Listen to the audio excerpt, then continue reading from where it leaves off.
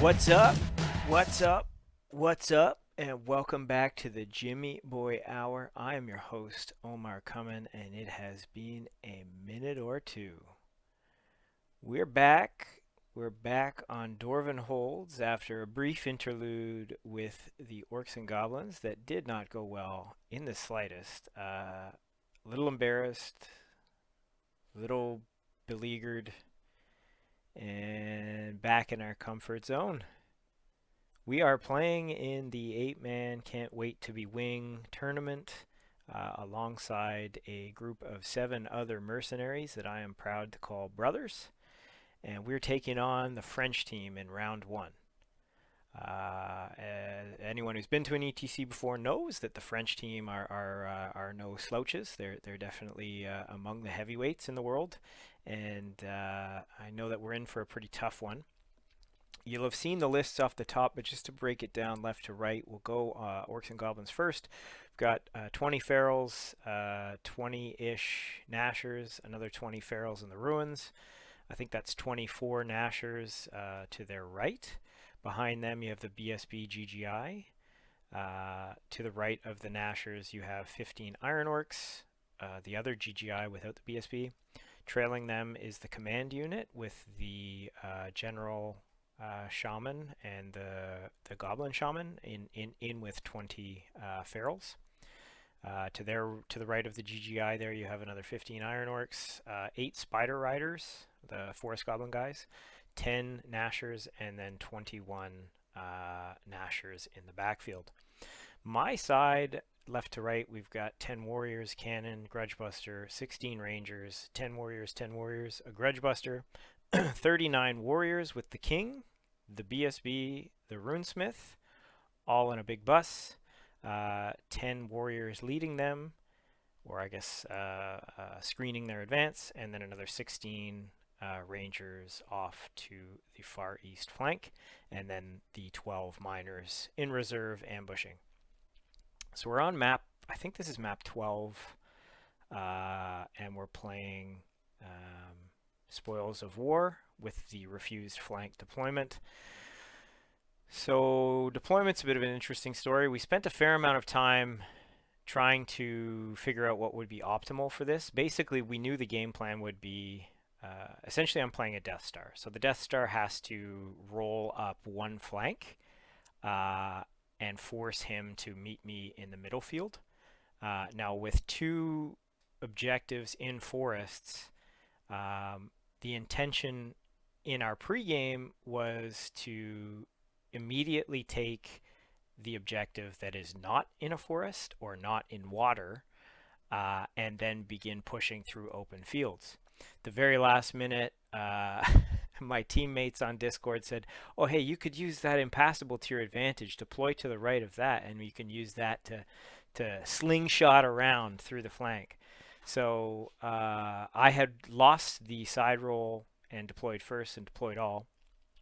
And I end up in this position here, which is probably not favorable. And I think had I deployed similarly, but using the left flank in the open field down there, my Death Star would have been in a much better position to start the game. Nevertheless, this is what we are left with. So we have to figure out how to stop 21 Nashers from immediately getting into my bus. My concern is not really that he'll win combat. However, in that forest, I would not be steadfast, and that does become a concern if I get stuck there. If I get stuck in that forest and he can flank me, then we risk losing the game on turn 1 or turn 2 by not being steadfast. Even with the hold stone, there is still tremendous risk to fighting in a forest. So let's move on to turn 1. Or I guess. All right, the big brain moves. Now, full disclosure, my opponent, who is absolutely a paragon of good sportsmanship. I don't know his actual name or really his name on Discord. I called them PEDs, which is probably incorrect and maybe even offensive if you catch the acronym or I guess the abbrev. But he is a French player, very skilled, clearly, and a super nice guy. And we had a couple of moments. There's a bit of a language barrier. I do speak French, although perhaps even that declaration is incorrect. But we were playing in sort of a Fringlish mashup to try to assist each other with understanding, and that's occasionally led to a bit of a miscommunication, or at least a bit of forgetfulness, because we were trying to make sure we were being understood. In any case, he's a great guy, really great player, and very good sport. I don't know where I was going with this, but he deployed in such a way. So he counter deployed me, right? And I have the two vanguards with the bus and with the warriors. But of course, you can only be 12 inches from any unit that has not vanguarded. So I couldn't immediately seize the objective, nor would I necessarily want to with 21 Nashers bearing down on me and potentially flank charges. So what I opt to do is move the king out of the unit to provide a screen, so the Nashers can either charge the king or the 10 warriors that can then flee and flee through the bus. And the position the king is in would not allow those Nashers to charge the flank of the warriors. They would have to wheel too far so that they couldn't reach the flank of the warriors.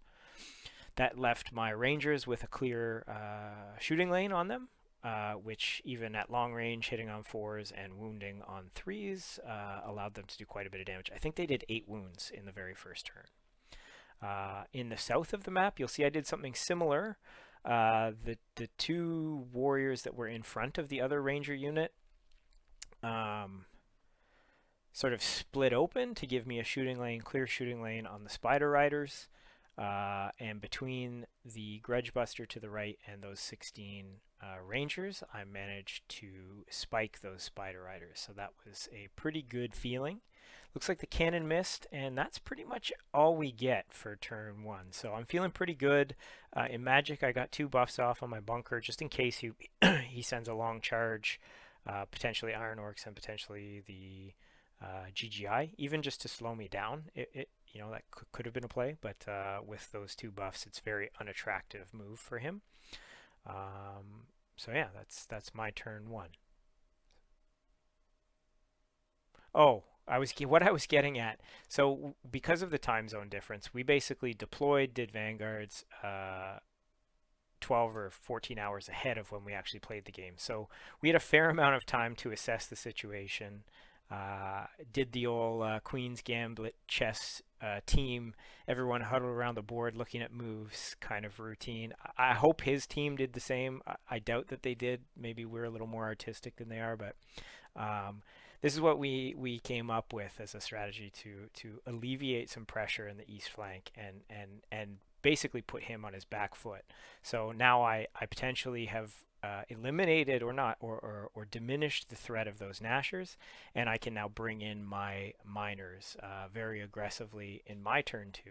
So a little bit of an interesting dynamic with the time zones and the UB tournaments is that you can and often do get a little bit more time if you choose to break up your game to analyze moves. So just I want to be upfront about that. This is I think a pretty big brain play, but we may not have come up with it if we're under the time pressure of trying to give our opponent a good game, and anyway, or a timely game.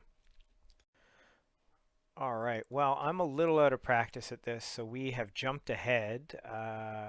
We have gone past the Orcs and Goblins turn 1, and this is the end of Dorvanhold's turn 2. So fair amount to recap here, and like I said, I'm out of practice. This is going to happen a few more times. In fact, towards the end of the game, I just straight up stopped taking screenshots. So I do want to capture all of the games from this tournament. So I hope the subsequent videos will be better. But if you're hoping to see exactly how this one goes, you may want to turn this off now, because I think the last 3 slides are me trying to draw this together, and I'll try to explain what happens as best as I can. But anyway, so in his turn, charges he declares. He declares a charge on the 10-man unit of warriors that was threatening to score in the east with his Nashers. Now, I don't know if you know this or not, but Nashers are on a leadership 5 to redirect. So fleeing from them when they're out of BSB range and out of general leadership bubble is viable, a very viable strategy. In fact, the original plan I had was basically just to screen my advance with the warriors and then move up with the bus. Of course, if he does make that charge, it's potentially scary, but even so, making that leadership 5 non-rerollable is it's a crapshoot. It's 1 in 6, so pretty decent odds. But we figured out a way to make it even less attractive for him, because then he's basically redirecting into a strength 7 or strength 6 king that will take pretty much no wounds with a 1+ armor save that's rerollable. So the warriors flee through the bus, no issue there. They do not redirect. They don't even try to test for it. Other than that, he declares no other charges. So he basically moves forward. What you see here are his moves. In the magic phase, however, he did do something pretty interesting. So he got 5 power dice off of his first turn magic phase, and so he 4-diced the comet, Wrath of God.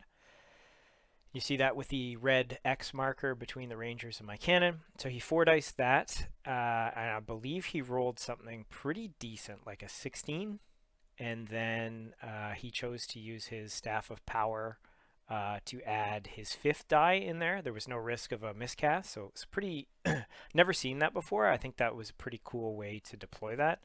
So he had no risk of a miscast, so he threw an additional die, and it ended up being a 21. So I was on 4 dice trying to dispel on a 21 with 4 dice. Was not going to happen, and at least it's either try and fail and he gets the comet for free, or I could at least devour the comet in my turn 1, which means I don't have to worry about it for the rest of the game. Essentially, that means all I really have to worry about are his combat buffs and debuffs. I guess insects are a threat, or perpetual threat for the busters. And then the totem is always annoying. But Wrath, especially with my bus, with slow moving as it is, really could have been a big danger every single magic phase for me. So choose to eat it. He gets it, places it between the Rangers, the Warriors, the Grudge Buster, and the Cannon. Probably not a great deployment from me in that respect. I think I could have probably placed the Cannon somewhere a little bit safer. But I also didn't want him hiding his GGIs. I think in the pregame, it was pretty clear that he was going to come for me, like he was going to play very aggressively, and he does. So we probably could have stashed that cannon in the back corner, and it wouldn't have made a tremendous difference, except for that I could have put my Rangers somewhere slightly more aggressive, and maybe not have given him the combo Wrath. Anyway, those are the big highlights from his side and his turn. Other than that, he just shunts forward, and where you see everything is exactly where they ended up. In my turn, I charge the king into his Nashers. I charge 10 warriors into a unit of Iron Orcs that I have hatred against, and I charge a Grudge Buster into that same unit of Iron Orcs. I also charge. He chaffs the bus, so the big unit of warriors, with his 10-man unit of Nashers, but he offers me a flank charge with my Thane and a potential overrun of 8 into the side of those Black Orcs. So I do try to make that charge. Of course, the Thane makes it into the Nashers, causes them to explode, and then misses the overrun of 8 by 1. So I rolled a 7, and I end up 1 inch from that combat, which hurt. My ambushers arrive first turn, which is always nice. They're threatening the bunker. I think I made a mistake here, and you'll see why shortly. It's perhaps a bit too aggressive, and aggressive in the wrong direction. Um, you'll see in the next slide why. But if I had maybe placed the miners on the left side of the hill, those his bunker basically has to move forward or move to the right to escape them.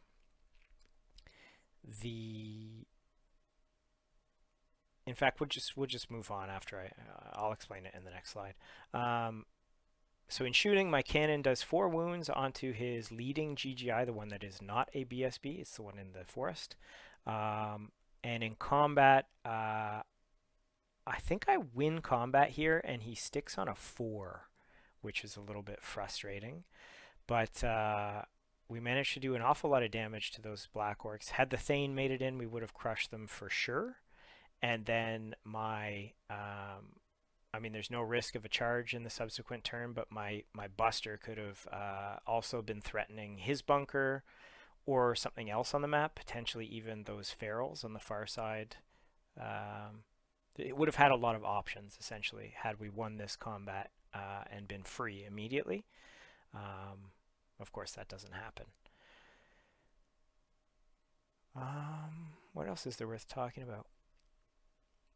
That's kind of it. Unfortunately, the warrior unit was held up by that chaff. So even though the Thane charged out, they could only move forward an inch or so. So you know, he kind of did a job there, which is good for him. Yeah, well, let's move on. Okay, so as I was saying, I sort of regret the position that I brought those miners onto the table. You'll see his response here in the bottom of his turn 2 is to move his GGI to basically chaff them. So the miners now have no charge onto his bunker. I've missed another slide here, and I apologize. This is actually a combined slide once again. I'm missing the end of his turn. Which is unfortunate, but I think it's pretty simple to break down. So in his turn, he charges his GGI into the 10-man unit of warriors that were chaffing him. Unfortunately, even through a second round of combat, I don't manage to win against those Iron Orcs. So he kills the remaining, I think, 4 warriors. I do maybe 5 wounds back to him, or 4 wounds back to him. So it's either a push or he won by 1, and I stuck. Yeah, it looks like I took a wound. So I actually think I lost by 1, but I stuck on a leadership 9. And so this is where we end up. The GGI obviously wins combat against the 10-man unit of warriors. He killed 4 warriors, and I failed my leadership test. I was sort of hoping that we might sneak through. I mean, we had hatred there. It's 15 attacks. Potentially, I can sneak through a pair of 6s and spike it, but it just didn't work out that way. The comet ends up coming down in his turn. It does 5 wounds to the rangers, 4 wounds to the cannon, and it's 9 inches, so it just misses the Grudge Buster. Neither of them panic and neither of them die, so that was a huge relief. He's 1 wound short of killing the cannon, and the rangers are gonna stick around. So that's great. That's a huge win for me. Let's see, what else did he do? That's essentially it. So his move really, like his big moves in that turn, were to move his bunker off of the hill and then block me with his GGI. And so I reposition my miners and my turn to potentially be steadfast. I've got the leadership bubble there. I've got both the BSB and the king in range. So the hope is that I can stick around. I've brought the king into range, so he'll charge in his turn. Even if he kills them, I'll be in pretty good shape. He's pivoted his ironworks to face me, and I make a really bad mistake. My Thane was operating as a cowboy, and I chose to commit him to a fight that I had already won. That Grudge Buster is not going to do much in this game at this point. Like it is effectively dead. So what I thought I was doing, I thought I might try to execute a pinning charge with the Thane into those Black Orcs, but I didn't really account for the fact that they would be strength 7. The Thane is a 1 plus rerollable, or sorry, he's just a 1 plus with the shield wall and 4 wounds. So I thought I could do a pinning charge and bring the bus into range, but after I completed the charge, I realized how dangerous that would be, and essentially the Thane would have to flee. Oh, I do have a more current slide, actually. Perhaps we'll just move on to that, because I think the next slide is the end of this turn. Yeah, so some unfortunate things happen here. So the GGI charges the miners and destroys them, obviously, and pivots to face the center. We end up killing the 2 remaining Black Orcs between the Thane and the Grudge Buster, but obviously overrunning at that point is not a healthy proposition for me. So the Black Orcs declare a charge onto the Thane, who flees and flees through the warrior unit. And then he brings both his ferals and those Black Orcs onto the Grudge Buster. He manages to get 4 wounds off. I think he smited me. Yeah, so I've got Smite the Unbeliever on. So that's a resilience 4 Grudge Buster. And it looks like he wogged here. I think the charge was quite long for the ferals, but it does put him into scoring range. So he wogs, he makes it in, doesn't manage to kill the Buster, so it's still sitting there on 1 life, which is pretty excellent for me.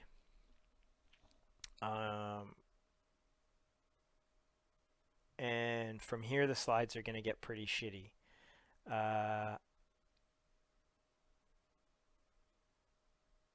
He has also, I think, declared a long charge on both the Rangers and that 6-man unit of warriors you see in the southeast corner of the map in the lake. And both fled for obvious reasons, because they don't really want to be wrestling with Nashers. So those units are both fleeing.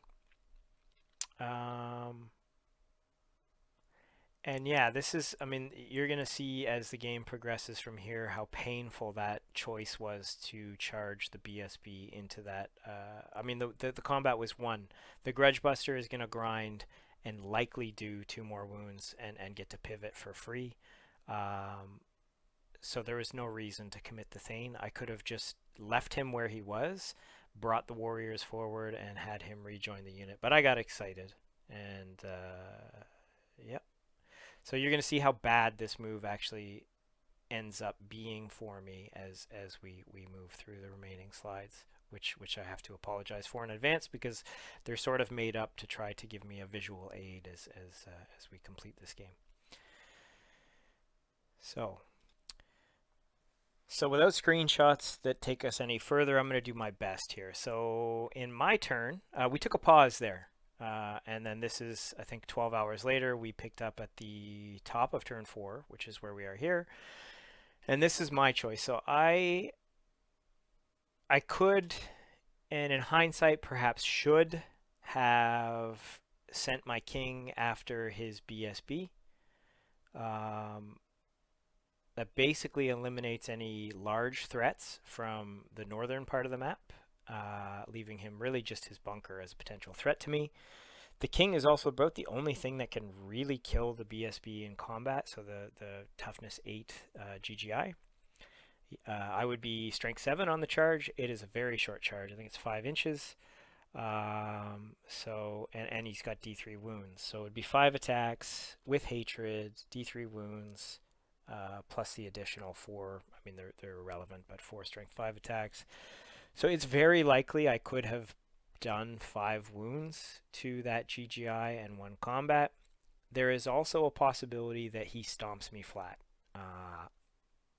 The king, while he does have the 1+ armor save rerollable and is toughness 5, it is possible that he could have beaten me. And I think the decision I made here was based on the fact that the objective is so valuable on this map that the chance to take that from him or even deny it from him was of greater value to me, or of more strategic importance. So that's what I decided to do. I'd be interested to hear what you guys think. Should I have just taken the big points and, I mean, the big piece? I mean, here's another consideration. Without the GGI, he is basically on a leadership 8 army wide. And, I mean, there's a few things here that are fearless. In fact, everything left on here is fearless. But even so, for combat res, that's potentially a big deal to not have the reroll. So yeah, I'd be interested to hear what you guys think about that. Instead, what I decide to do is commit to the center to take the objective away from him if at all possible. So I charge with the king into the flank of the Black Orcs, the warrior bus into the front. In the east, I move the 10-man unit of warriors up to the objective. In the south, we have some unfortunate things that happen. So the cannon misfires and dies because I take an auto wound as Dorvan holds. So the worst thing that could have happened. I was hoping that between the cannon and the 16 rangers shooting at the GGI, I might be able to kill it. This is the other consideration for the king charge. If I could have got 2 or 3 wounds on with the cannon, I would have had 16 ranger shots that, really I only need 1 or 2 6s to potentially spike that thing. So that was the hope. Unfortunately, the best played plans did not turn out to be. The Rangers also failed to rally. I rolled a 10 and then another 10, so they ended up going off the board. Thankfully, not panicking any of the other things that I had already rallied. In the combat, yeah, I have another slide. Okay, we'll move on from here. So, in combat, the warriors and the king kill all but 5 iron orcs. The king overruns, I think, 4 or 5 inches into the side of those ferals. The warrior bus just pivots slightly to face the both the GGI and his general's unit.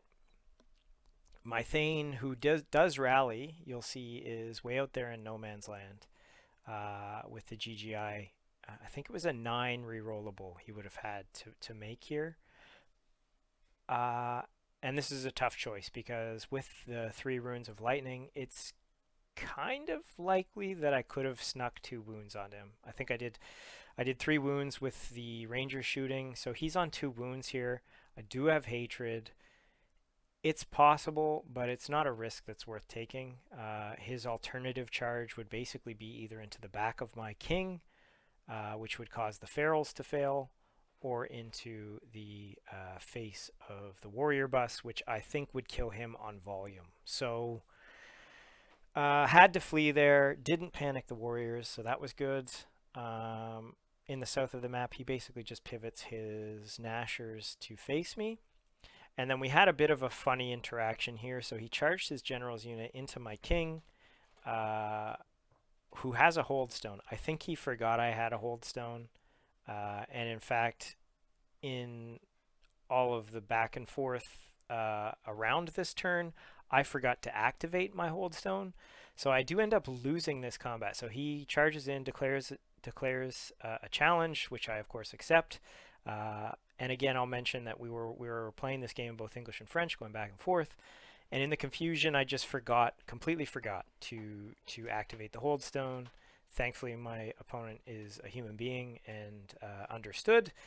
And I end up losing combat by 2. But when you account for the hold stone, it doesn't allow me to be flanked. Essentially, you remove the flank and the big flank, so it ends up being a push. Which again, my opponent is a very gracious person for allowing. The alternative, we basically decided he could either replay the turn or we went back and forth. He sort of decided, you know what, I don't really have another option, so let's just play this out as it is. He said I actually forgot the hold stone was there, so I may not have charged you had I remembered myself. So anyway, I think sometimes, yeah, I was just saying to my friend, the high road is often the better road. I could have just as easily taken the big loss as a result, but yeah, maybe that's a bit revealing about my character. I don't know. Either way, very grateful to have had a very good opponent in this game and a kind person. Um, what is the result here? So in the challenge, he manages to cast Awaken the Beast. He, I think, maybe misunderstood how devastating charge works because he cast Awaken the Beast for +1 res onto the ferals in front of the king, perhaps thinking that I would only be strength 7 against them. Charges in, he gets, of course, scarification on his general as a result of that successful cast, and so he's being wounded on 5+. I think this is what gave him the confidence to declare a challenge, or perhaps he wasn't keen on losing his leadership should he lose combat. So in the challenge, I fluffed dice pretty hard. I think I only managed to do 2 wounds to his general with the D3 wounds. If I had done basically, if I do 2 wounds, I should kill him, just on averages. But he manages to live with 2. And again, we push. Not great. In my turn? Yeah, I don't have too much more to show you here, actually. So what I'll do is I'll just try to explain how the game resolved from there. So from there, the warrior bus charged into the ferals. We end up winning that combat pretty handily. So the ferals flee, and I pursue, I think going 8, which is beyond the arc of the GGI.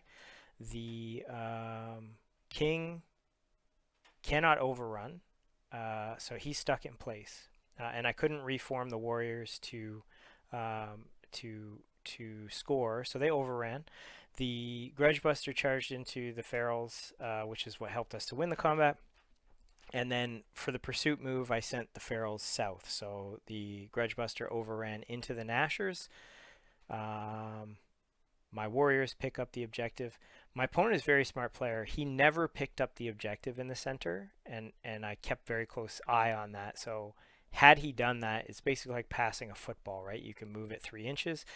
Had he picked it up, it would have been very simple for me to put it on or near enough to my own unit to be able to reform and pick it up. Never did that, so the objective is still in play, or perhaps not in play. So the Grudgebuster runs into the Nashers. His ferals escape my pursuit by 1 inch. There are no charges possible onto my King's unit. However, I did lose 10 models because he cast Break the Spirit on me. When we got into combat, though, I used the Rune of Grounding to remove that and any other buffs in that combat, so obviously we win. What else happens? So the Grudgebuster in the combat with the Nashers. This is pretty good, actually. So I end up killing a whole bunch of Nashers. I think I killed 7 or 8. I think I killed 7 Nashers. So I win combat and he breaks and explodes. However, he does 3 wounds to me in the combat and then does 2 additional wounds when he breaks from unstable.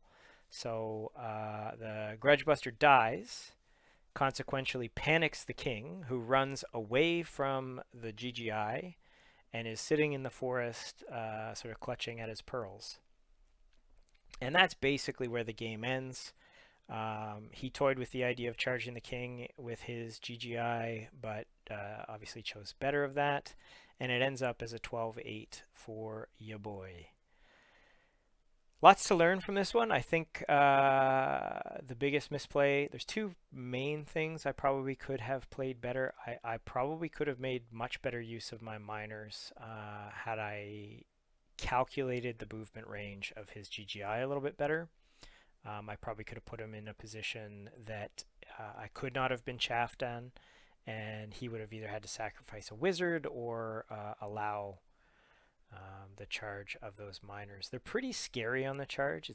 Well, there's 12 of them, so it's like 18 or 16 strength 5 attacks with paired weapons. So if I'm in his back, which I probably wouldn't be, I'd be in his front. It's hard to say. I probably don't even want to charge them, to be honest, if he reforms to face me. So maybe playing them less aggressively might have been a better play, and just use them as a support unit. Again, they're scoring, so having another scoring unit in the center would have been hugely valuable from turns 2 on. So that's certainly an option. But the biggest misplay obviously was to overcommit with the BSB. Had he just rejoined that unit, all of these fights in the center are much more comfortable. Having his attacks, I mean, with the 3d3 lightning attacks, he chews through rank and file. So fighting the Nashers, fighting anything, just parking on the objective at that point is completely, kosher move. So yeah, a couple things learned. I think, I mean, this objective is not a great one for my list. I really have the one big threat and then a number of support elements. So hopefully as we move into like hold the center or even breakthrough or, seize the objective or whatever, capture the hill or whatever the fuck that one's called, I can do a little bit better. I was hoping, by turn 4, I was thinking I could come out of this with a 15 or so. In the pregame or in our pairings, we thought this would be a small win or a draw. So I'm happy to come away with that with a 12-8. But yeah, that's it for game 1. I'm glad to be back making these for you guys again. I apologize for the shitty production on this one, and hopefully we'll see that improve along with my play. So stay Jimmy, boys. Enjoy the tournament. Stay safe.